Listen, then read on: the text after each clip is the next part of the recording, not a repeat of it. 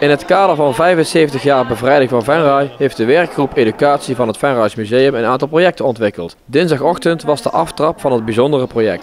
Nou, we hebben een heel palet aan onderwerpen wat we in de komende periode gaan doen. Deze groep die vandaag hier is, de klimboom met juffrouw Angelique en 20 leerlingen denk ik zo ongeveer. Die gaan vandaag in de escape room. Dat is het vaste onderdeel van het hele programma wat we hebben.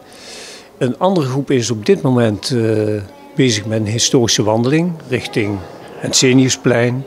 Waar we beelden laten zien van de situatie zoals het was in de oorlog. En ze kunnen het vergelijken met hoe het nu is. En een derde groep die zit nu bij de verhalenverteller.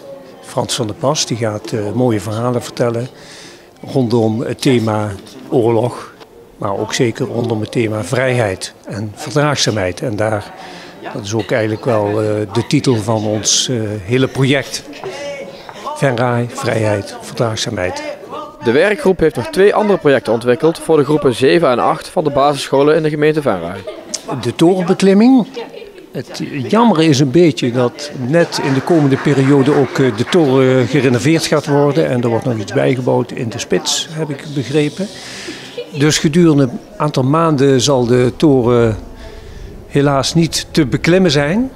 De 5e optie is dus de verhalen van vluchtelingen. En dat vinden we ook iets heel bijzonders. We hebben daar met ons werkgroepje, Eugène Clermonts, Jans en ikzelf dan, een aantal gesprekken meegevoerd. Die hebben ons ook echt geraakt. Zo van hoe moeilijk het is om uit een problematische situatie in je thuisland te kunnen vluchten, te moeten vluchten.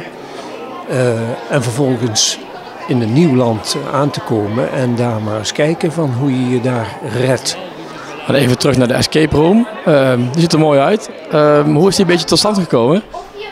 Ja, dat is een apart verhaal. Dat was eigenlijk het eerste idee wat we hadden.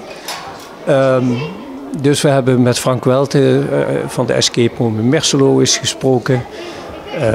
Ja, er komt een hoop techniek bij kijken en we begrepen van hem dat die technische zaken die daar in de escape room gebruikt worden, dat die uit Rusland komen. Dus we hadden zoiets van, oh, dan moeten we met de Russen gaan samenwerken. Hoe zit dat nou? Uiteindelijk hebben we een andere weg gevonden. Heel bijzonder, want 2 collega's van het Rijnland College, Tim Broeren en Ted Lensen, hebben in het Rijnland College een kleine escape room samen met de leerlingen gemaakt. En dat is eigenlijk de basis geweest om eens wat verder te zoeken naar een ander soort invulling met de ondersteuning van met name Ted en Tim. En kunnen basisscholen zich nog inschrijven voor deze ochtenden? Nou, we zitten tot eind van het jaar bijna helemaal vol. Ze kunnen het hele schooljaar inschrijven. Op de site van Cultura Venray. Via die site kunnen ze het doen. En als het nodig is, kunnen ze ook rechtstreeks zich aanmelden. Dus groepen 7 en 8, want dat zijn de groepen van basisonderwijs die hier naartoe kunnen komen.